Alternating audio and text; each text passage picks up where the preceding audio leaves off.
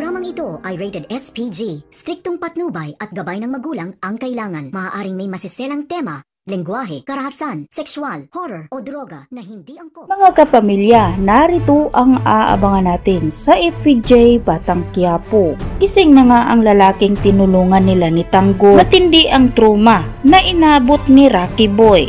Agad siyang nagmamakaawa kay Tanggol na huwag siyang saktan. Agad naman sinabi ni Tanggol na ligtas siya at hindi siya sasaktan dahil hindi sila kaaway. Ngunit naalala ni Rocky Boy ang mukha ni Tanggol na noong pinugbog siya. Nanumbalik sa kanyang alaala ang pamumugbog ni Tanggol noon sa kanya. Dito naman ay tinanong ni Tanggol kung ano ang kanyang pangalan.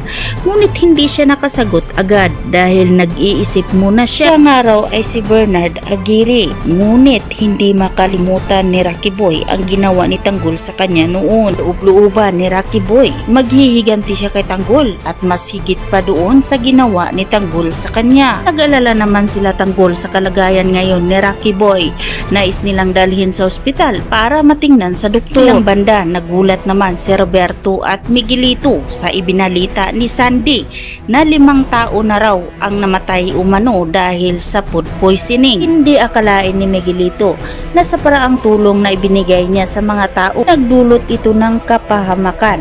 Para matahimik na ang mga tao, nais na papuntahin ni Roberto si Miguelito sa pamilya ng namatayan upang makiramay. Galit na galit naman si Miguelito at ayaw niyang sundin ang sinabi ni Roberto. Hindi raw niya ibababa ang kanyang sarili para lang sa mga hampas lupa. Hindi na malayan ni Miguelito, narinig siya ni Punggay, kaya naman unti-unti ngang nasisiwalat ang totoo niyang ugali. Itong si Punggay ay hindi makapaniwala sa kanyang nasaksihan. Ang buong akala niya ay mabait si Miguelito dahil ganito ang ipinakita niya sa harapan ng maraming tao. Kabilang banda, habang naglalakad si Tanggol at ang mga kaibigan niya, biglang humarurot ang ambulansya sa kanilang likuran.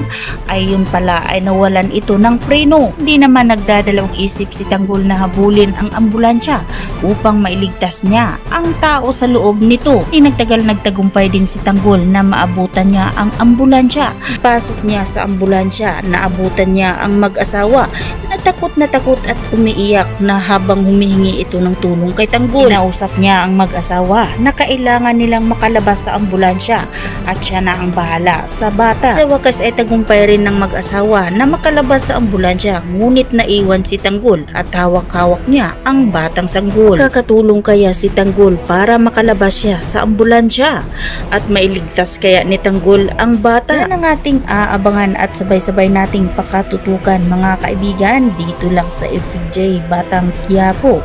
At huwag po sana niyong kalimutan na i-like, i-share at pahingi na rin ng isang subscribe. Maraming salamat!